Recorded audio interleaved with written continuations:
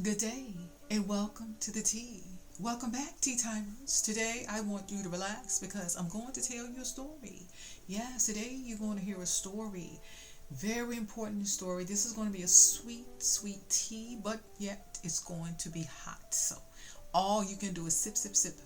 Now, as you know, I am a biblical reporter, only reporting on the truth. And today's truth I'm going to report on is coming from the book of Numbers. And it happened in Numbers chapter 22, and it continued through Numbers 24. And I need you to listen and take your time and digest this tea because it is very important that you do so.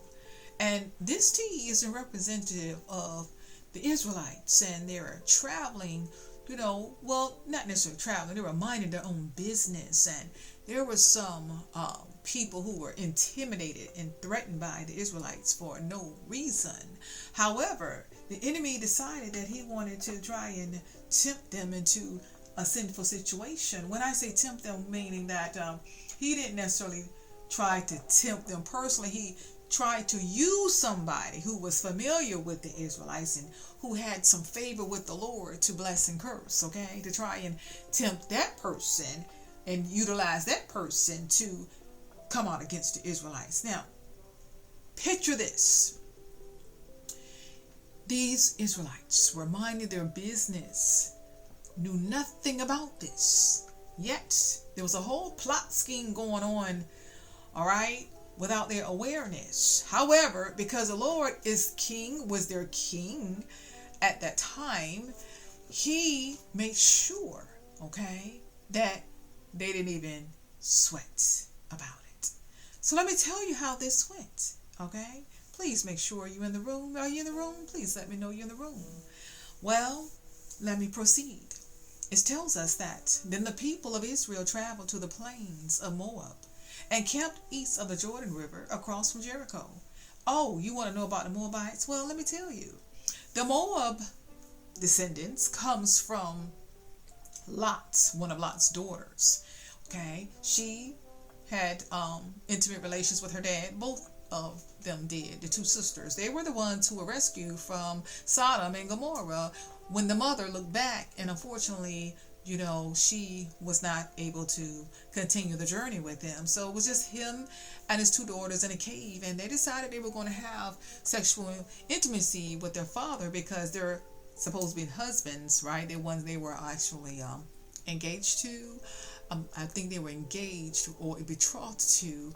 They were left behind because they did not believe Lot when he tried to tell them, okay? So they had their own plan, and they decided to have some kids, one of each, right? One was named Perez and the other named Moab. Moab grew up and became, as we know, a worshiper of Chemosh. That's the god of the Moabites, okay? So back to the story. Balak, son of Zippor, the Moabite king, okay? Balak, okay, or Balak, son of Zippor. He was the son of Zippor. Zippor was a Moabite king, the Moabite king at that time. Had seen everything the Israelites did to the Amorites. So you have Zippor, okay? Well, you have the son of Zippor, Balak, concerned. And he said, when the people of Moab saw how many Israelites there were, they were terrified. Can you imagine someone being terrified just because? Okay, nothing that anyone had done wrong, just from the presence of the children of God, the children of Yahweh, the Israelites, minding their business. Okay, it was intimidating to the Moabites. The king of Moab said to the elders of Midian, this mob will devour everything in sight like an ox devours grass in the field. So Balak, king of Moab, sent messengers to Balaam, son of Beor, who was living in his native land of Pithor, near the Euphrates River. Now, before we go any further, I want to remind you who's talking here. So we have Balak, son of Zippor, right? The Moabite king, okay? He was the one who saw everything. Okay, he saw everything the Israelites did to the Amorites. So he was scared because he had seen in the past what had happened, right? So he wanted to inform the king. Okay, got the king all involved, and with the concern. So the king decided he was going to do something about it, right? Okay. So his message said, look, a vast horde of people has arrived from Egypt. They cover the face of the earth and are threatening me. Now, he lied and said they were threatening him. Please come and curse these people for me, because they are too powerful for me. Then perhaps I will be able to conquer them and drive them from the land. I know that that blessings fall on any people you bless, and curses fall on people you curse. So, as you can see, this king lied. He lied. He sure did. Did he not lie? He lied to Balaam. Lied and said that he was being threatened by the Israelites, who was just minding their own business, didn't know anything about the narrative taking place. Did you know? Do you know how many plots have been, against you? All right, you followers of the Lord Jesus, and you knew nothing about it. But the Lord did. Now, this is a message for you to understand that the Lord sees all, knows all. Okay, nothing gets past him. They were about their father's business, right? Who was Yahweh. Therefore, Yahweh took care of their business, and they knew nothing about it, as we are aware of, as far as the information that has been, presented. Now, let's get in this verse 7. It says, Balak's messengers, who were elders of Moab and Midian, set out with money to pay Balaam to place a curse upon Israel. They went to Balaam and delivered Balak's message to him. Stay here overnight, Balaam said. In the morning, I will tell you whatever the Lord directs me to say. So the officials from Moab stayed there with Balaam. That night, God came to Balaam and asked him, who are these men visiting you? Now, did the Lord not know? Yes, he knew. Okay, it was a conversation going on. Okay, all right, let's stay with the narrative. Balaam said to God, Balak, son of Zippor, king of Moab, has sent me this message. Look, a vast horde of people has arrived from Egypt, and they cover the face of the earth. Come and curse these people for me, then perhaps I will be able to stand up to them and drive them from the land. Again, Balak, right? Well, Balaam, right, is telling Yahweh what Balak, son of Zippor, king of Moab, said, okay, as if the Lord didn't know. So he's telling him this narrative, which was a lie. Now, it went from the people were threatening him to they're covering the face of the earth. Which one is it, right? So the first story we heard, when he heard it, when Balaam heard it, he said, first of all, he was told that they were threatening him. Now, when he tells it to the Lord, he going to tell the Lord that these people were covering the face of the earth. Okay? Like, Yahweh didn't know who these people were. These were Yahweh's people. So I'm trying to set this up for you so you can understand how foolish this was. All right? The man who has been given the authority to bless and curse is going to go to the one who gave him the authority to do that. Okay? And going to tell him, all right, about his own people, the Israelites, and expect for him to give him the authority, all right, to come out against them. This is what's going on, in case you didn't understand. He said, come and curse these people for me. Then perhaps I will be able to stand up to them and drive them from the land. But God told Balaam, do not go with them. You are not to curse these people, for they have been blessed. The next morning, Balaam got up and told Balak's officials, go on home. The Lord will not let me go with you. So the Moab's officials returned to King Balak and reported, Balaam refused to come with us. Then Balak tried again. This time he sent a larger number of even more distinguished officials than those he had sent the first time. They went to Balaam and delivered this message to him. This is what Balak, son of Zippor, says. Please don't let anything stop you from coming and help me. I will pay you very well, and do whatever you tell me. Just come and curse these people for me. But Balaam responded to Balak's messages. Even if Balak were to give me his palace filled with silver and gold, I would be powerless to do anything against the will of the Lord my God. But stay here one more night, and I will see if the Lord has anything else to say to me. Now, let me make this clear. The Lord already told him not to go, right? Okay. You heard it, right? You heard that, right? Okay, just want to make sure you heard. You were listening, right? You in the room? Okay, good. You in the room, you heard. Good. But, okay, and we're talking about a big butt right here. Okay, a big butt. All right, in the way. A big butt in the way. Okay? Sometimes you got to move your butt out the way. All right? The Lord said it, get your butt out the way. But no, He going to put His butt in the way and say, but stay here one more night. And I will see if the Lord has anything else to say. What He was really trying to say is we're going to see the Lord had changed His mind. Okay? That is the real tea right there. He was trying to see if the Lord was going to change His mind. That night, God came to Balaam and told him, since these men have come for you, get up and go with them. But do only what I tell you to do. So the next morning, Balaam got up, saddled his donkey, and started off with the Moabite officials. But God was angry that Balaam was going to. So He sent the angel of the Lord to stand in the road to block his way. As Balaam and 2 servants were riding along, Balaam's donkey saw the angel of the Lord standing in the road with a drawn sword in his hand. The donkey bolted off the road into a field, but Balaam beat it and turned it back onto the road. Then the angel of the Lord stood at a place where the road narrowed between 2 vineyard walls. When the donkey saw the angel of the Lord, it tried to squeeze by and crushed Balaam's foot against the wall. So Balaam beat the donkey again. Then the angel of the Lord moved farther down the road and stood in a place too narrow for the donkey to get by at all. This time the donkey saw the angel. It lay down under Balaam. In a fit of rage, Balaam beat the animal again with his staff. Then the Lord gave the donkey the ability to speak. What have I done to you that deserves your beating me these three times? Well, what have I done to you that deserves your beating me 3 times? It asked Balaam. You have made me like a fool, Balaam shouted. If I had a sword with me, I would kill you. But I am the same donkey you have ridden all of your life, the donkey answered. Have I ever done anything like this before? No, Balaam admitted. Then the Lord opened Balaam's eyes, and he saw the angel of the Lord standing in the roadway with a drawn sword in his hand.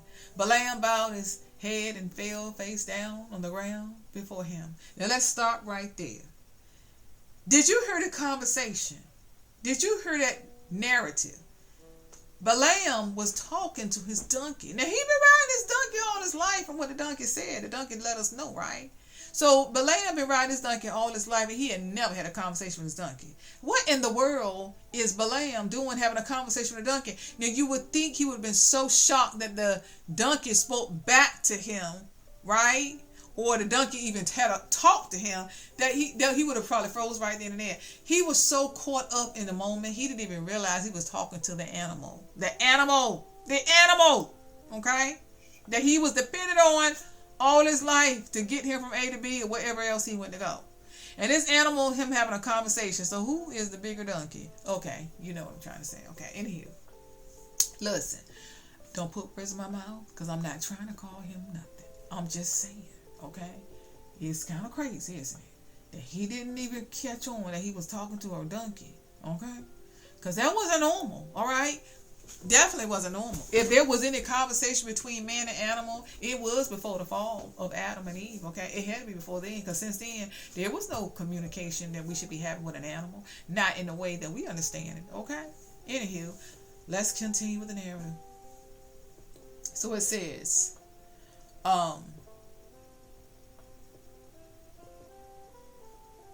then Balaam confessed. No, let's go back.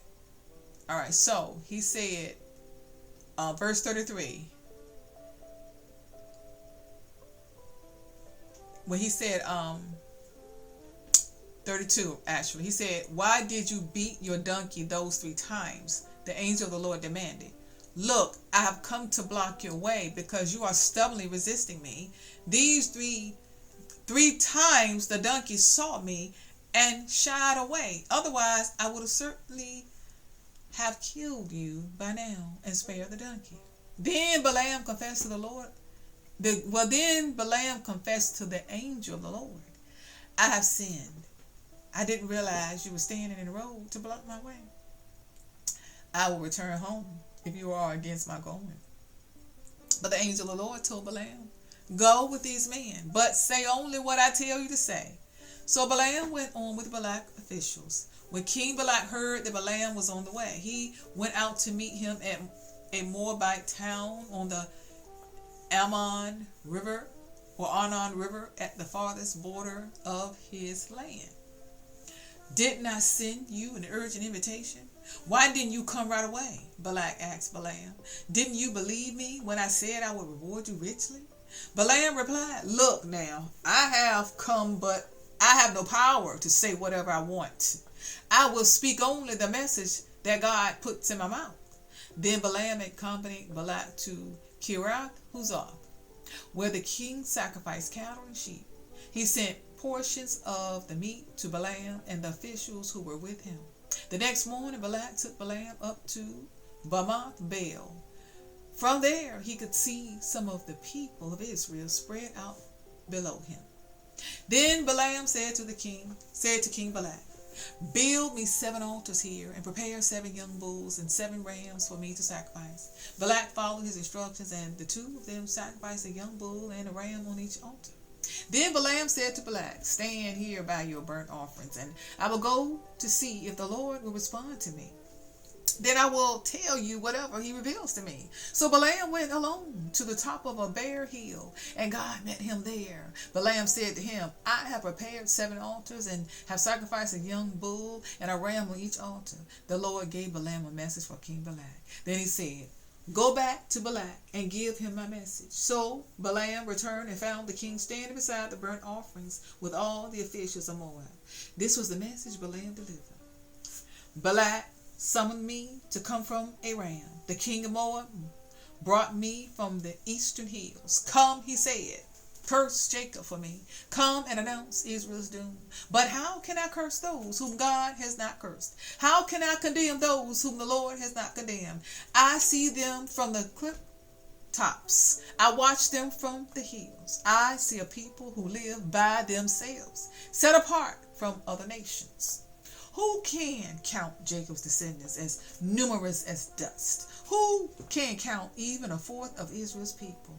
Let me die like the righteous. Let my life end like theirs. Then King Balak demanded of Balaam, what have you done to me? I brought you to curse my enemies. Instead, you have blessed them. But Balaam replied, I will speak only the message that the Lord puts in my mouth. Then King Balak told him, come with me to another place. There you will see another part of the nation of Israel, but not all of them. Curse at least that many. So Balak took Balaam to the plateau of Zophim on Pisgah Peak. He built 7 altars there and offered a young bull and a ram on each altar.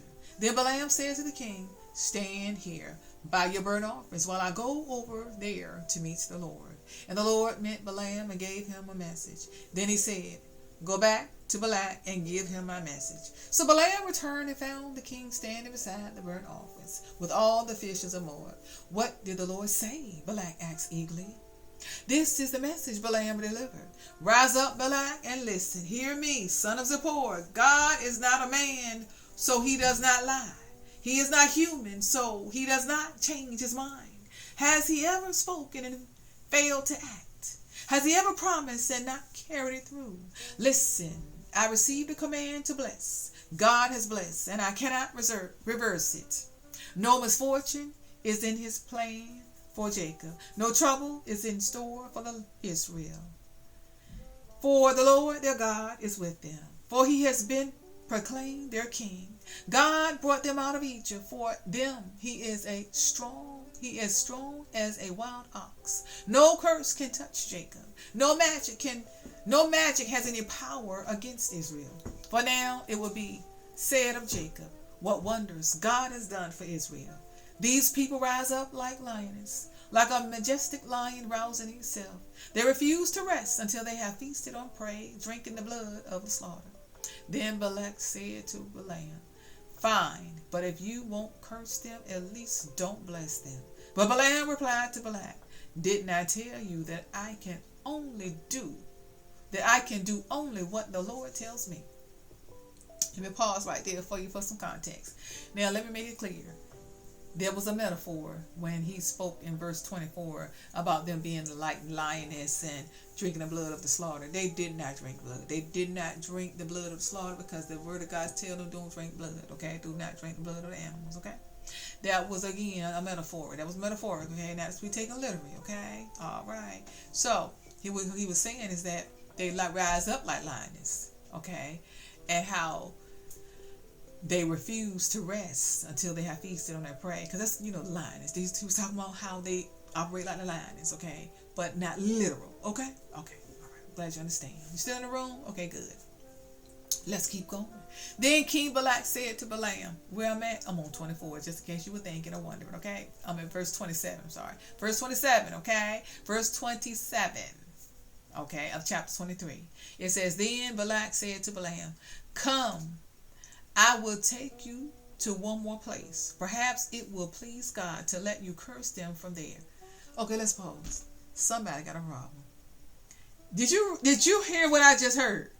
Okay, did you just hear what I heard myself say? What I heard myself read, not say necessarily because it's not me saying it, but I'm reading, okay? I'm saying it because I'm reading, but it's not that, not my thought. Myself heard, okay? Myself read that King Balak, okay, asked Balaam to still do something crazy. Can't believe that. He told him, he said, don't bless him.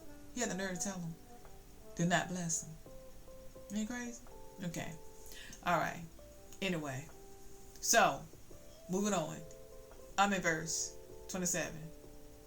He said, no, I'm still in verse 27, but I want to reiterate what he said. He had the nerve to tell this man that perhaps God was going to let them be cursed. That God was going to perhaps. So that tells you there's a big disconnect. He really didn't have good understanding of the King of Kings and Lord of Lords who created everything, even him. That he did not change his mind about how he feels about his people, okay? God don't be playing about his people, okay? He's the same God from yesterday, today, and forevermore. He don't play about his people, all right? Let this be your understanding here. When you read this, you receive Jesus, he don't play about you. Okay? Alright. Verse 28. So Balak took Balaam to the top of Mount Peor, overlooking the wasteland. Balaam again told Balak, build me 7 altars and prepare 7 young bulls and 7 rams for me to sacrifice. So Balak did as Balaam ordered and offered a young bull and a ram on each altar. By now, Balaam realized that the Lord was determined to bless Israel, so he did not resort to divination as before. Instead, he turned and looked out toward the wilderness where he saw the people of Israel camped, tribe by tribe. Then the Spirit of God came upon him, and this is the message he delivered.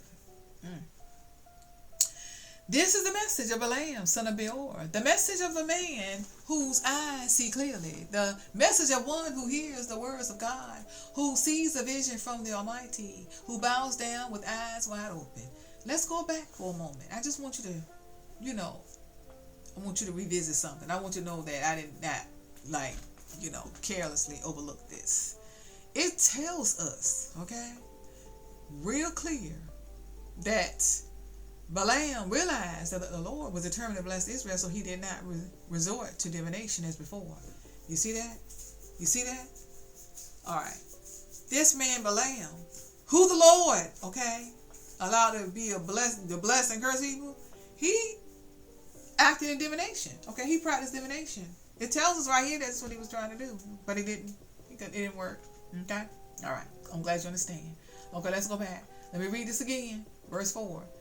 This is the message of Balaam, son of Beor, the message of the man whose eyes see clearly, the message of one who hears the words of God, who sees the vision from the Almighty, who bows down with his eyes wide open. How beautiful are your tents, O Jacob! How lovely are your homes, O Israel! They spread before me like palm groves, like gardens by the riverside. They are like tall trees planted by the Lord, like cedars beside the waters. Water will flow from their buckets. Their offspring have all they need.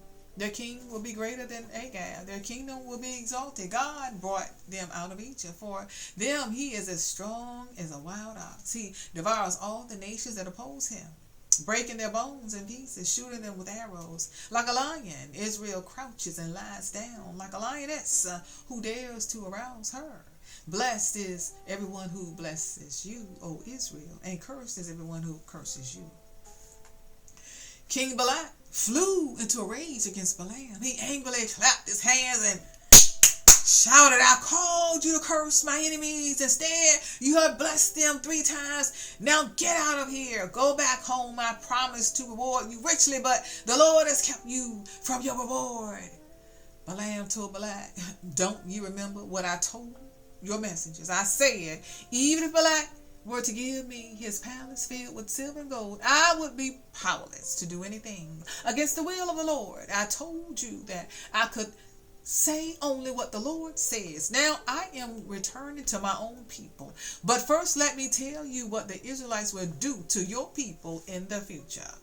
This is the message Balaam delivered. This is the message of Balaam, son of Beor, the message of the man whose eyes see clearly, the message of one who hears the words of God, who has knowledge from the Most High, who sees a vision from the Almighty, who bows down with eyes wide open. I see him, but not here and now. I perceive him, but far in the distant future. A star will rise from Jacob. A scepter will emerge from Israel. It will crush the heads of Moab's people, cracking the skulls of the people of Sheth. Edom will be taken over, and Seir, its enemy, will be conquered, while Israel marches on in triumph. A ruler will rise in Jacob, who will destroy the survivors of Ar. Then Balaam looked over toward the people of Amalek and delivered this message. Amalek was the greatest of nations, but its destiny is destruction. Then he looked over toward the Kenites and delivered this message. Your home is secure. Your nest is set in the rocks. But the Kenites will be destroyed when Assyria takes you captive. Balaam concluded this message by saying, Alas, who can survive unless God has willed it? Ships will come from the coast of Cyprus. They will oppress Assyria and afflict Eber, but they too will be utterly destroyed. Then Balaam left and returned home, and Balak also went on his way. Well, I hope this flavor or these flavors have served you well today. And until the next time you sip with me, you stay planted, enjoy your tea, and please enjoy your journey.